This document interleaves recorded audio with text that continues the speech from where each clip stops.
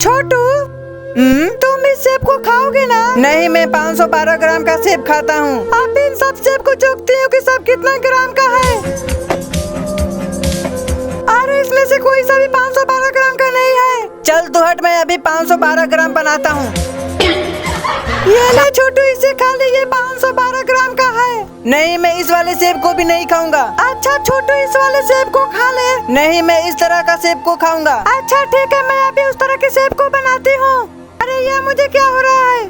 अच्छा हुआ मैं इस सेब को नहीं खाया। और आप लोग हमारे इस वीडियो को एक लाइक करके चैनल को सब्सक्राइब करके जाना।